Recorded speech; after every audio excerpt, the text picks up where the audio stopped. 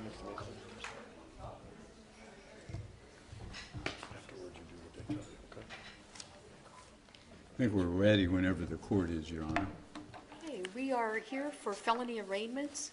It's April 5th, 2019. My name is Magistrate Christine Lippy. Counsel, I'll have you note your appearance for the record. Thank you, Your Honor. Ron O'Brien on behalf of the state, at least for purposes of the first case, State versus Andrew Mitchell, 19 CR 1662. Good afternoon, Your Honor. May it please the court, I am Mark Collins, 0061207. And I'm Caitlin Stevens, Your Honor, 0095589. Both on behalf of Mr. Mitchell this afternoon. Okay, thank you. Thank you, Your Honor. The defendant was indicted yesterday by the grand jury on one count of murder under 290302 and one count of voluntary manslaughter and is set today for arraignment.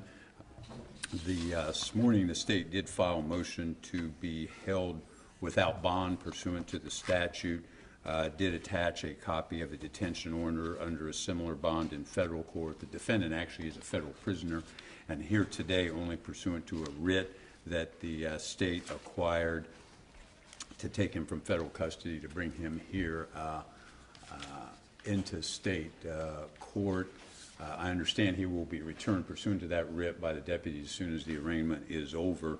The state did file the motion he be detained without bond because I understood that while the detention order issued by Magistrate Jolson in federal court, which is attached to our motion, that is subject to an appeal to Judge Sargas, who's the assigned judge, and at least the state wants to make sure that if there is any change in the detention order in federal court that we have a minimum hearing where we would have the opportunity to present witnesses to support our claim of no bond. And I do set forth substantial facts in the motion relating to support that.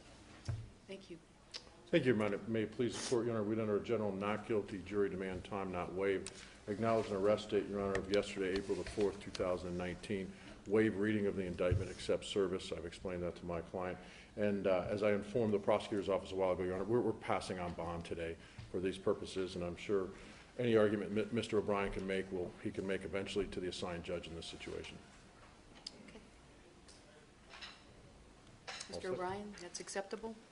At least I think the state, in order to preserve the issue, should he have the bond reduced in federal court, would ask that he be ordered held without bond. If Mr. Collins wants to file a motion to change that at a later date, then certainly would be happy to have a hearing on it. I think technically, Your Honor, when you pass on bond, there's no bond set, so it's impossible to get out anyway, so that's not necessary, again, until the assigned judge draws the case. Okay, and that'll be addressed by the assigned judge or the duty judge if that happens prior to that.